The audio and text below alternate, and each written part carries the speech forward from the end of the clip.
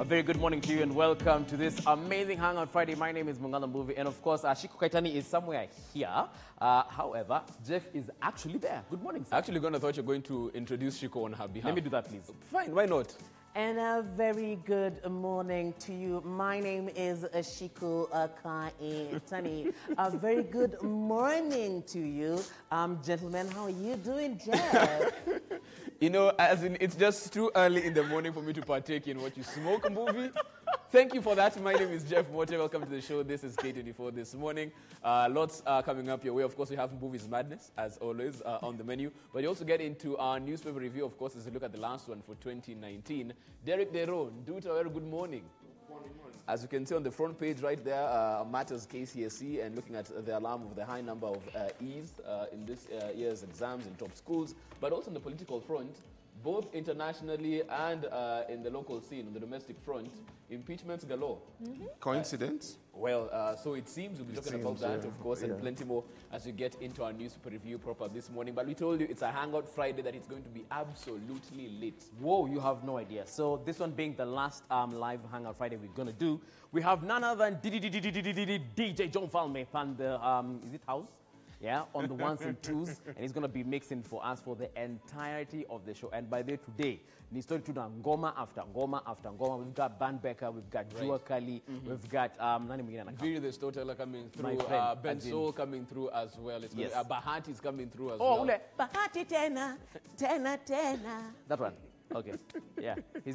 Are we jumping into the kitchen today? Yes, of course. Of course. So as we have all those performances here by Kina Bahati Tena Tena, Chef Manga will be usually somewhere right here cooking some of the amazing meals. So today we have chicken, we have blanchon trempé sur le pain, we've got pulket, kel. So you better stick around because it's going to be absolutely fantastic.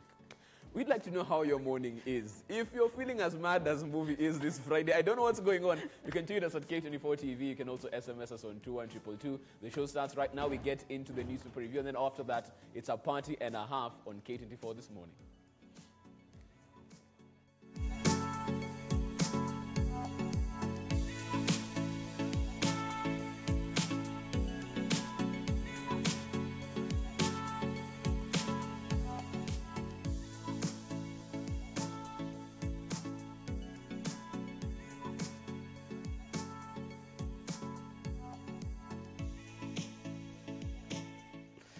A very good morning to you. Welcome to the show. This is K24 This Morning. We're looking at your big stories as far as your newspaper review is concerned. Derek and Duta with me, and we're having the PD right in front of us. Spoke about the headline earlier. Alarm over high number of grade E in top schools. National institutions record 300 candidates with the lowest mark, while extra county ones had 279. And even as you look at this, surprise in the top 10 schools that we had in terms of the ranking in performance.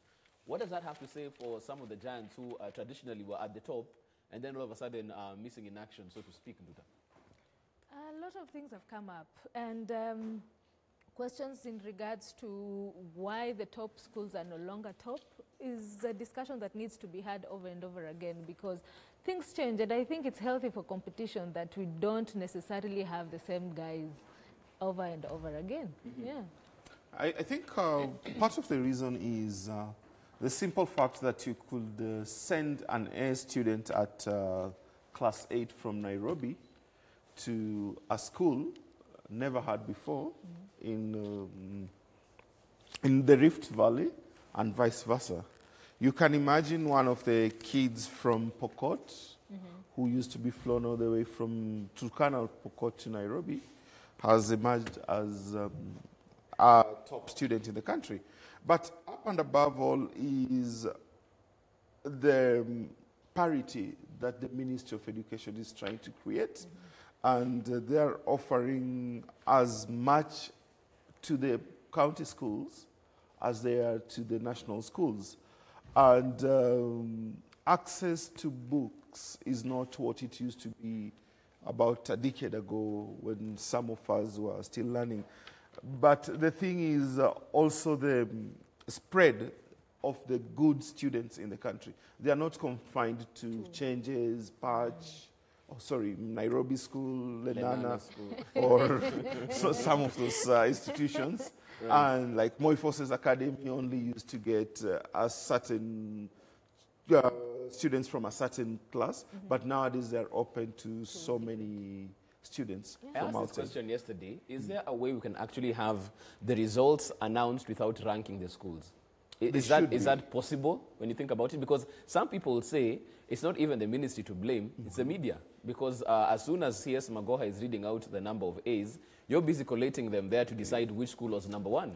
So even as we talk about trying to stop this ranking issue, the other three fingers are pointing back at us. Are we the problem when it comes to this ranking issue? I don't think we are the problem. The problem is the system. It's an age-old system in Kenya.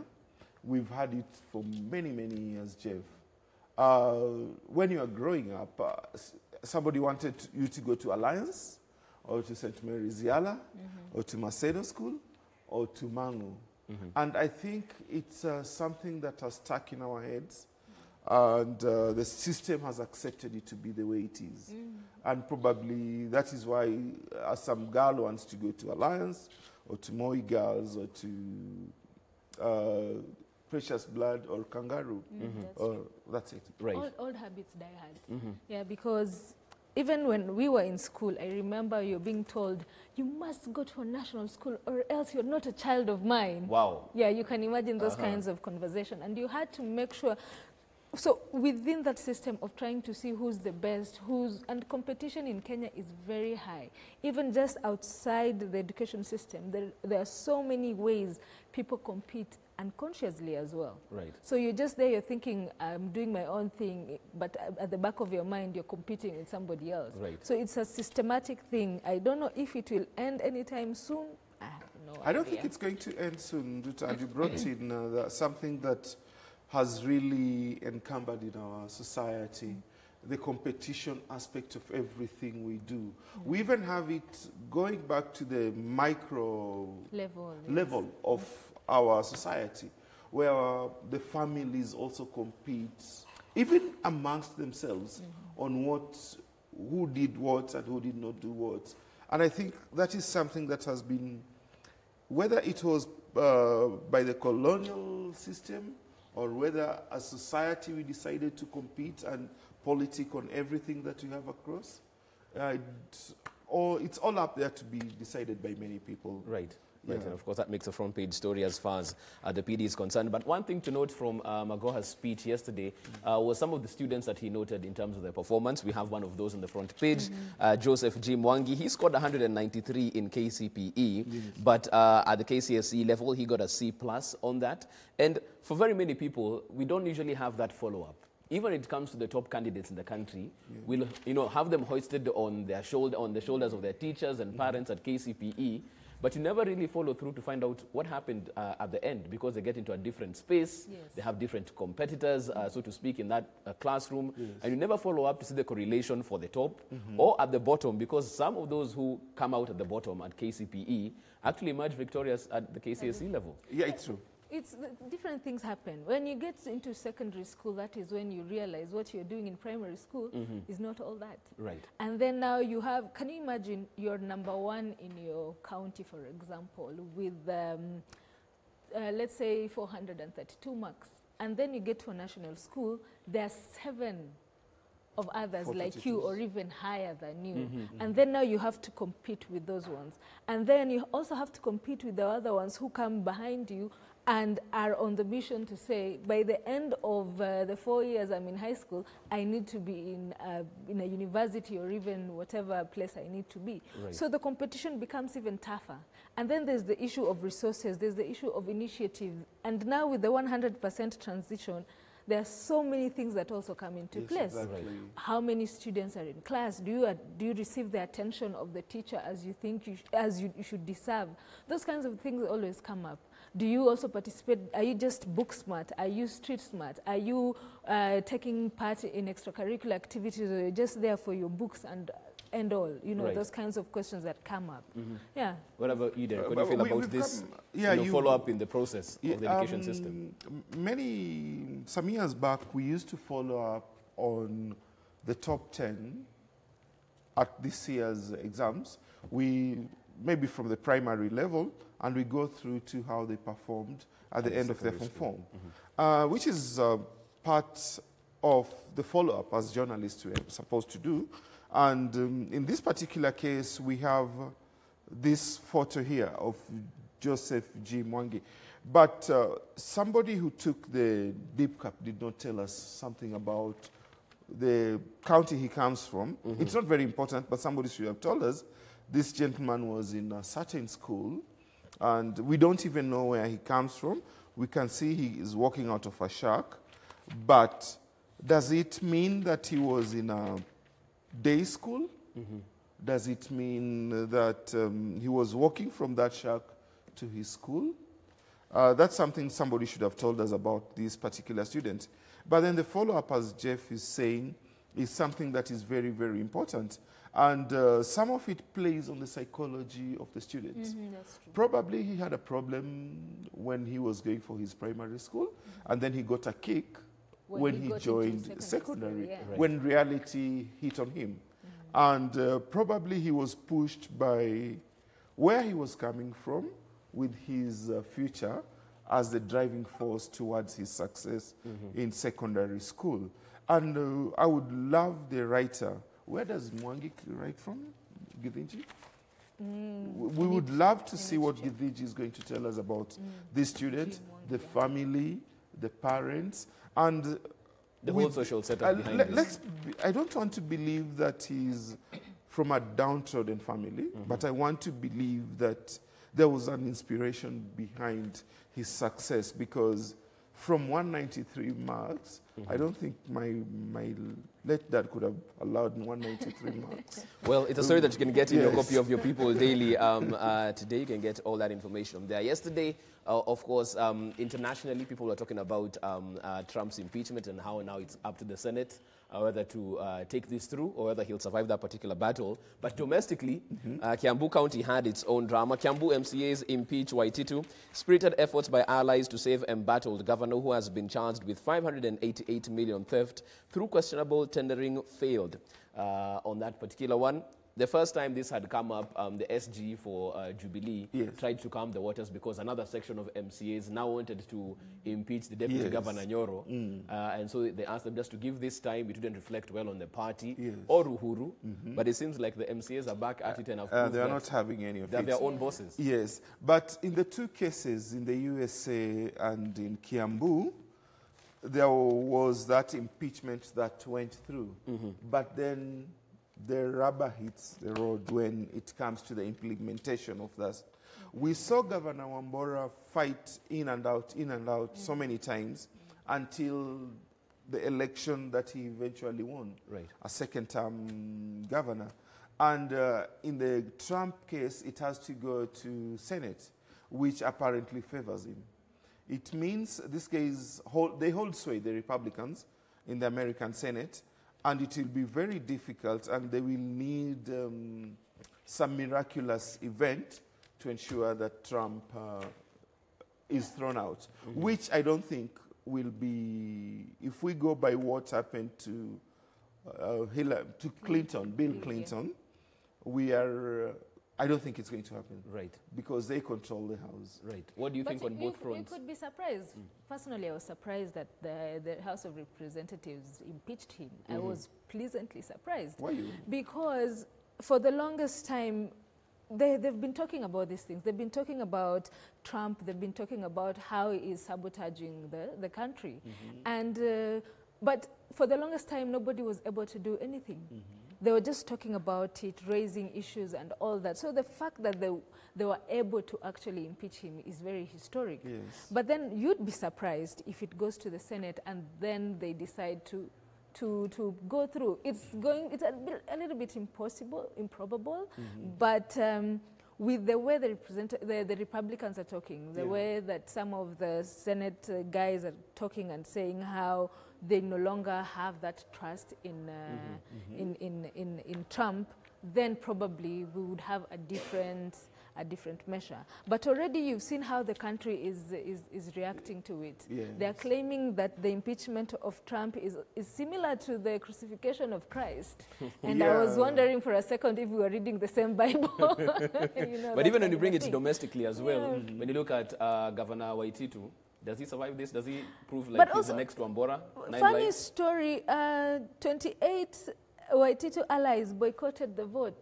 Then probably he would have had the numbers, the difference would have been smaller. Had their say. Yes, if these guys but were there. But not their way. Yeah. I don't think they could have. Because they already had the majority. Yeah, the 63, Yes, I'm saying the numbers, like the numbers wouldn't be so different. Like if they had been there, they probably had tried to convince one or two of the other guys to not impeach him. Right. But as usual, I don't know if... abstention. Yes, I don't think he will also survive. You don't see him surviving this? Let's see how it goes. No, but I think he's going to survive because probably this is the president's counting.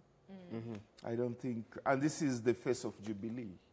This is where Jubilee got their most votes. But on the American front, I don't think... The lady, the speaker, is not even decided on what to do with the votes. Right. So she may decide to give it a second thought.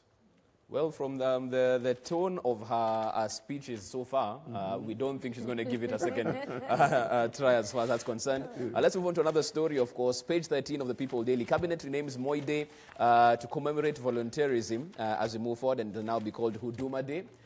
This year we had lots of speculation. Was it a public holiday? Was it not? Are people going to work? That was the most important question. Are they not? Now they have pronounced themselves in terms of the executive, what it should be, and how you should mark the day. Because this year they said they can't tell you how to mark the day. Go there and do what you feel is best for the country. But now you know it's supposed to be acts of service and volunteerism on October the 10th. Does it make any difference as we move forward? Yeah, it makes a difference, a bit of it, yeah. We had this one, the Culture Day, Utamaduni Day, in the BBI report. And I think the president or the cabinet managed to push it through very fast. It's less than 2 weeks since it came up in the BBI report. And back to what Jeff just asked, we've been celebrating Moyo. We celebrated Moyo Day for a very long time, until the new Mwai Kibaki government came to power, and then they brushed it aside. And then it took the bravery of Judge Odunga to bring it back, and nobody knew what to do with it. Yeah, and I think many Kenyans knew what to do with it. Yeah, to say idle. To rest. To And say I think... idle.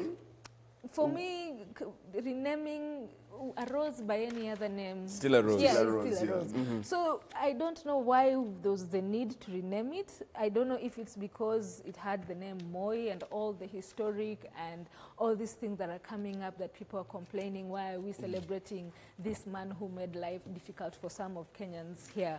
So I don't know if that was the sentiment or it's just because they wanted to do it that they did it. Also, my question would come in terms of renaming Boxing Day. Why Boxing Day? Right. Boxing Day is an international holiday. People celebrate. It's not just Kenya that celebrates it. If, for example, they decided to use Moyo Day as Utamaduni Day, then that would have been easy. Yes. But how do you come and decide to change a whole... It's an international Yeah, an international day. Or they could have created a new one. 24th Utamaduni Day, 25th Christmas, 26th Boxing Day. It's for Kenyans to enjoy the season as well. Right. But also, some people are wondering, for some things, you can't legislate volunteerism. You need to show it and lead from the top. When it comes to Utamaduni culture as well, it's very hard to say, on this day we celebrate our culture. How about we show it for a couple of years and then put it into law? Yeah, remember when we decided to come up with The the national dress? Who wears the national dress today? Nobody even knows because what it is. The initiative from Kenyans, like, especially for 2019, there have been so many complaints about the economy, about the politics, about just general feel of life. For example, last year, this time, so many people are looking forward to Christmas. Right. This year, we've had a series of people complaining about there is no Christmas spirit. There is no that level of just coming together as a family, as individuals, as a country. And now you have to tell people that on 26th, you have to celebrate Utamaduni. doesn't, if the initiative is not there, if the passion from the country people is not there, then the day will be like any other day. Right. Yeah. Yeah, I think with the economy, it is not going to be a good Christmas for many people, as they say. But we don't need to legislate to have it lively and fun. It all depends on the individuals. Right. But before we finish, we had Kenyatta Day changed to Mashujaa Day. And I don't think there was a legislation for that. It's in the 2010 Constitution. Yes, in the Constitution, yeah. But why did they forget about Moyo Day? Because at that point, Moyo Day was supposed to be scrapped off. Yes. Yeah. Until it was taken to court. Yeah, Until it was taken to court. yeah, Yes. yeah. So there wasn't a lot of conversation about it. Everybody just knew we'll only have one holiday in October. Yes. Yeah. Okay. And of course, some of those details can be found in your copy of Your People Daily as well. We will quickly move it along because we're jumping into the weekend to page 22, your spice part of Your People Daily. The 2019 Hip Hop Bonanza, looking at the year that was as far as hip hop is concerned. Some of the big names that have come through right there. We've seen the late Chris Kantai, Calligraph Jones, of course, Steph Capella, King Kaka, the man of the moment right now, trending both as an activist and an artist. Nduta, for you, was there any particular hip-hop artist that stood out, head and shoulders above the rest in 2019? For me, Kantai would come to mind because when we were growing up, we were listening to a lot of Kantai, and we knew the kinds of and levels of expertise and genius that he was, and it was sad to lose him, for real, yeah. Right. But also, Steph Capella is also in my radar. He's been doing good stuff, and be looking forward to what he has to offer for 2020. Right. Some of these guys are new names that I came to find out when we were working on the page with LEG, and I'm trying to come and listen to all their music. Right. That's something also I'd ask Dero, because again, Alfayo Onyango not giving you a Rumba, I'm going to write a letter. article on the protest spice. note. I'm doing a protest note when we leave this place. But until King Kaka tried his luck for fame last week. No, but I think he was popular before that, and He was. It wasn't really for fame. No, it was for fame, for political fame. For what? Was there anything he said there that wasn't true, though? Yeah, and that The that we biro didn't pen. know about. The biro pen. But that one was there. Yeah, Like anyway, we it was knew there. I remember about doing it. the story anyway. See? So anyway, the demise of Kantai was Yeah. something that shook many guys around. And Steph Capella. Right. I tried to understand his music, but then I think the disconnect was... Again, we told you, if it's not Rumba, Rumba, don't it's don't fine. bother. Okay, Derek. okay, Don't. okay. Just Understand. don't. It'll hurt you. Okay, of course, that's what we have as far as our newspaper review is concerned. Plenty more that you can get therein as you get your own copy this morning. But before we leave, since this is the last show 2019, what's the plan as we go into the holidays, as we jump into 2020? We shall start with the lady. Ladies first, as always. You caught me unawares, but let me let me see. No, happy holidays to everyone, because I think we'll see each other, inshallah, in 2020. Be kind, be careful, mind other people, and please celebrate, even if it's just for the moment, for 2019, for Christmas, for just being here, for getting to the end of the year. Right. Have a fun time. Okay, fantastic. What about you, Derek? First of all, I'd like to just have a small recap of the year. It's been good, Jeff. Great pleasure. We've done good stories. We've reviewed the spills and thrills of the year. But as we move on to the festive season, I wish everybody all the best. And I hope that we are going to have something better over this period than we've had a sluggish year. We've seen a lot of blood spilled in our roads. We've lost so many people. I hope it's going to be good, and hope to see everybody next year. Okay, fantastic stuff. Yes. Happy holidays to both of you, of course, and Yes, Merry Christmas. yeah. Enjoy yourselves. Let's do this again in 2020. 2020. Yes, absolutely. And of course, even as we get into our break, a quick announcement we need to make in terms of the traffic situation today. Expect a bit of traffic, more than usual as far as the CBD is concerned. University Way, Uhuru Highway, Ngong Road and Valley Road as well. A couple of graduation ceremonies happening today. We have one right here at the University of Nairobi. Daystar University as well having its graduation. Technical University also having its graduation today. So we have 3 universities within Nairobi having their graduations. Tomorrow, heavy traffic on Thika Superhighway as well as Kenyatta University gets ready to have its graduation ceremony as well. So do plan accordingly because, you know, these graduation ceremonies can throw you off your schedule completely. Make sure you have that in your calendar as you plan yourself as to what to do. We take a short break. We're back on the other side. DJ Jao is here. It's a Hangout Friday.